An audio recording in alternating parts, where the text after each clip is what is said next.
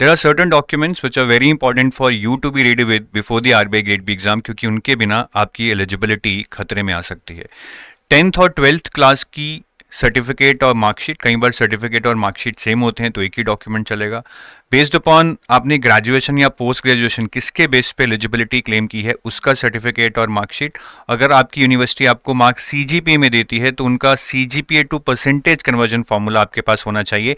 अगर उनके पास ऐसा कोई भी कन्वर्जन फार्मूला नहीं है तो आरबीआई का एक कन्वर्जन फार्मूला है, वो आपके अप्लाई होगा। बाकी काफ़ी लोग रिलैक्सेशन लेते हैं एलिजिबिलिटी में, एज में, क्वालिफिकेशन में। तो एससी, एसटी और पीडब्ल्यूडी के केस में आपको सिंपल एक सर्टिफिकेट देना पड़ेगा, ठीक है। वो पुराना भी हो सकता है, जब का भी बना हुआ है वो वैलिड होगा। लेकिन ओबीसी और ईडब्ल्यूएस के केस में आपको रीसेंट सर्टिफिकेट्स देने पड़ेंगे। एज्यूमिंग आपका एग्जाम है 30 जुलाई 2025, तो आपको जो ओबीसी सर्टिफिकेट है that should be with you, that has been made after 1 April 2025, मतलब रीसेंट फाइनेंशियल ईयर का देना पड़ेगा।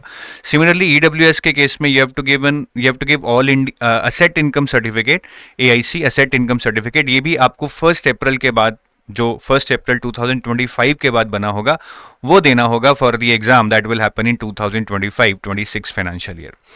बाकी पीडब्ल्यूबीडी कैंडिडेट्स को लेटर ऑफ अंडरटेकिंग देना पड़ेगा अगर वो स्क्राइब लेके जा रहे हैं, कि स्क्राइब कौन है, उसकी क्या क्वालिफिकेशन है।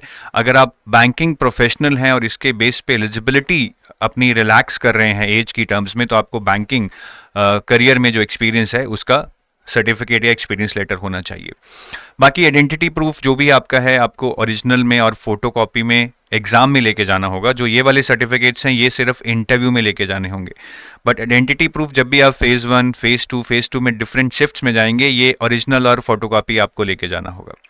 अगर आपने नाम चेंज करवाया है, स्पेशली फीमेल कैंडिडेट्स, तो आपको मैरिज सर्टिफिकेट और एफिडेविट लेके जाना पड़ेगा, साथ में गेजेटेड नोटिफिकेशन जहाँ पे आपने अनाउंस किया है कि आपने नाम चेंज किया है, वो आपको लेके जाना पड़ेगा।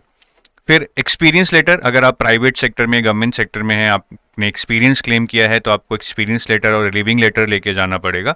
और एनओसी, ठीक है, जो एनओसी है ये no objection certificate government employ के केस में मैंडेटरी है, which needs to be taken while you are appearing for the interview. इसके बिना आपको इंटरव्यू में बैठने नहीं दिया जाता है, तो इसको सीरियसली लीजिएगा, रिलैक्स ना होइएगा इसमें।